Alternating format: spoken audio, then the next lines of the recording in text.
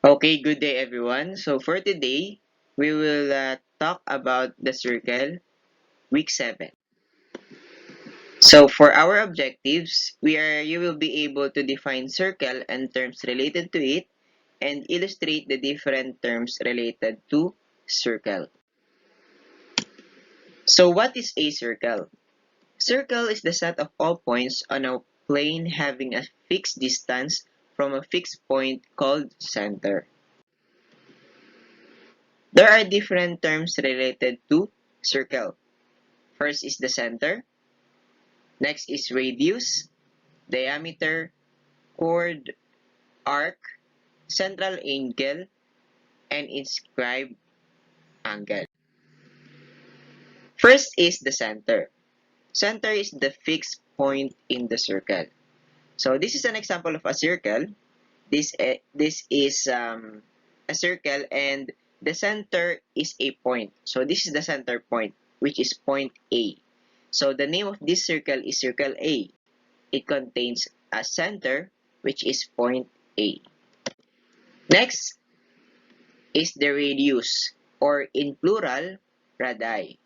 Line segment from the center to any point on the circle.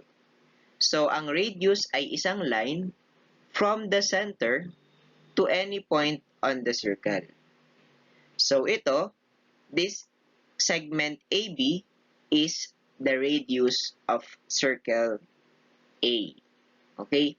So if we have many radius, that is called radii.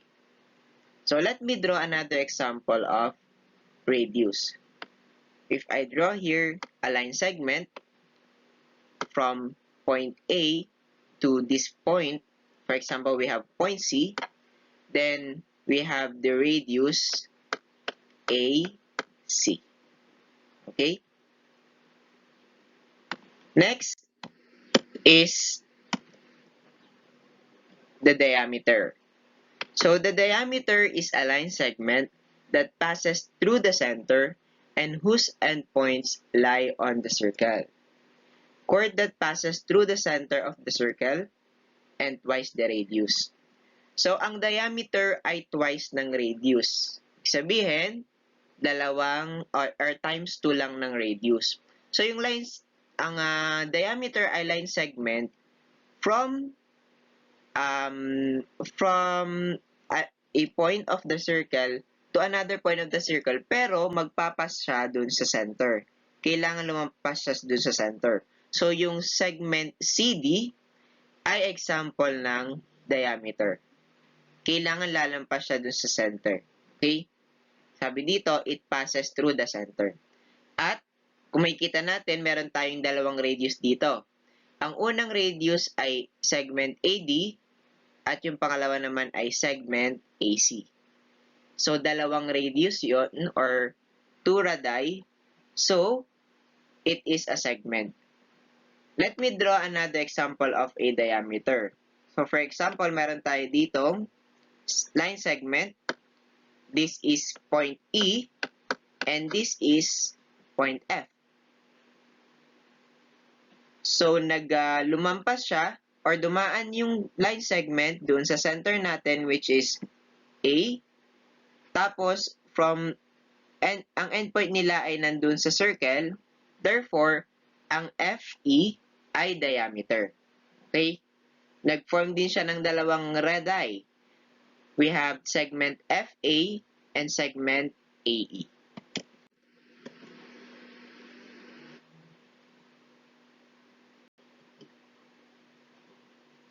Next is a chord. Line segment joining 2 points on the circle. So, ang chord ay iba sa diameter. Ang diameter ay itong CD. Okay? Itong line CD or segment CD. Wherein, dumadaan siya dun sa center. Pero ang chord ay segment pero hindi siya dumadaan sa center. Katulad ng line EF. Okay? So dito, yung line EF, ito ay chord, pero yung CD ay diameter. Pero, ang CD ay chord din. Kasi, lumampas lang siya dun sa ano. Pero, siya din ay isang diameter. Pero, ang isang chord ay, or ang isang diameter ay isang chord, pero hindi lahat ng chord ay diameter. Again, ang chord ay pwedeng maging diameter.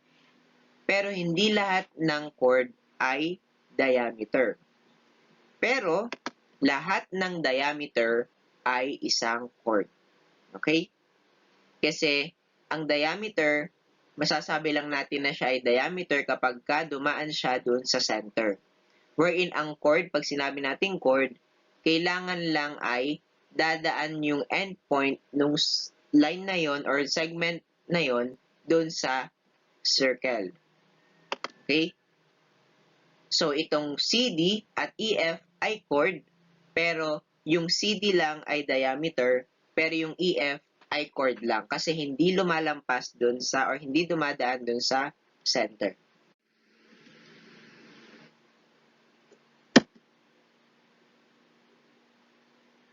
Next is an arc. Arc is a portion of a circle. Arc could be letter A, semicircle. So, it is an arc that is half a circle. Minor arc, it is an arc shorter than a semicircle. And major arc is an arc longer than a semicircle. So, pag sinabing arc, in Tagalog, arco, ito ay portion ng circle at pinaka-maiksi or ang mga uri ng arc ay una, semicircle. Pag sinabing semicircle, kalahati ng circle. Okay? Pag sinabing semicircle, kalahati ng circle. So, ito, dito sa ating illustration, ang example ng semicircle ay arc GH. Ito. Arc GH. Arc GH. Ayan. So, semicircle siya kasi kalahati siya ng circle. Pwede ring arc GBH. Ayan. GBH kasi kalahati siya ng circle. Another one naman is minor arc. Pag sinabing minor arc, siya ay mas maiksi sa semicircle. So, dito, mas maiksi sa semicircle ay arc BG. Ayan. Mas maiksi sa kalahati ng circle. At arc BH. Ito. Okay? And last is major arc. Pag sinabi naman nating major arc, an arc longer than a semicircle. Mas mahaba doon sa semicircle. So, ang example ay BHG. Ito. Yan, kasi mas mahaba siya doon sa semicircle. Ang another naman is GHB. GHB. Pwede rin ang BGH. Okay? Or HGB. Okay, pwede yon. Kasi mas mahaba siya doon sa semicircle. Okay? Next.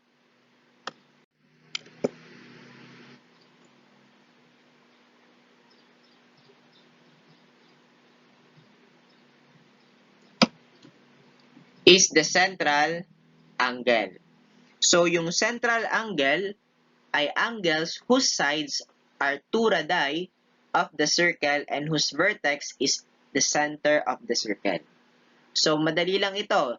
Kailangan, masasabi lang natin kung central angle kapag yung vertex niya ay nandoon sa center at yung kanyang sides ay radii or radius. Okay?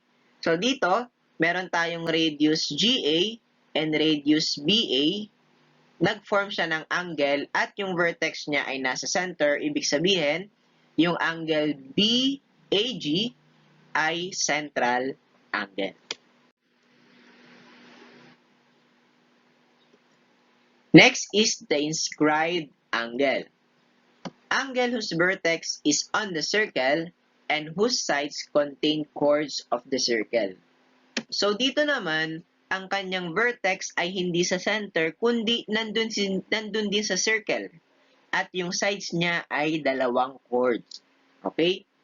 Di ba ang chord ay from point from the circle to another point from the circle na hindi lalampas sa or pwede naman lumampas sa center.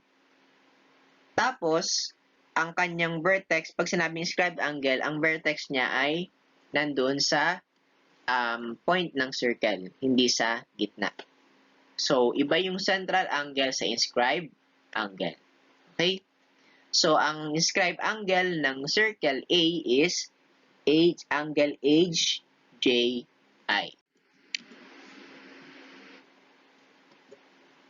For example, using the figure at the right, identify the parts of the circle. So, dito, a circle is named by its center. Napapangalanan natin yung isang circle base dun sa kanyang center. So, dito sa ating image or figure, ang center niya ay point P. Kaya, ang pangalan niya ay circle P. Ang symbol ng circle ay maglalagay tayo ng isang bilog at maglalagay tayo ng tuldok.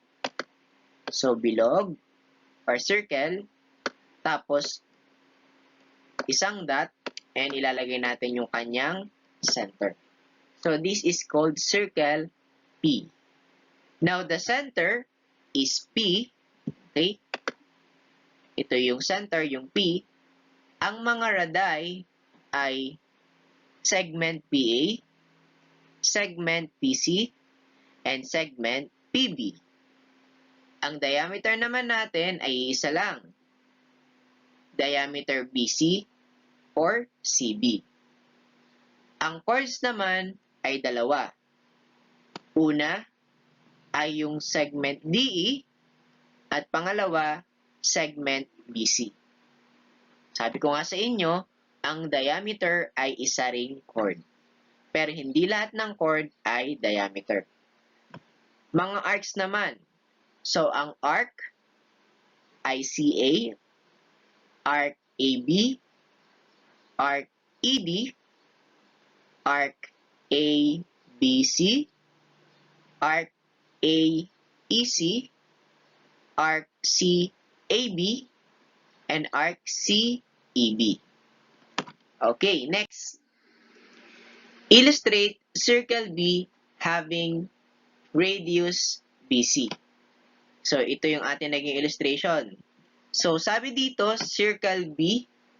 So, yung circle B, meron tayong center na B or point B. At illustrate natin yung radius BC. So, we have here, radius BC. The diameter is AD. Ito yung AD natin, diameter. Kailangan dadaan dun sa ating center na B.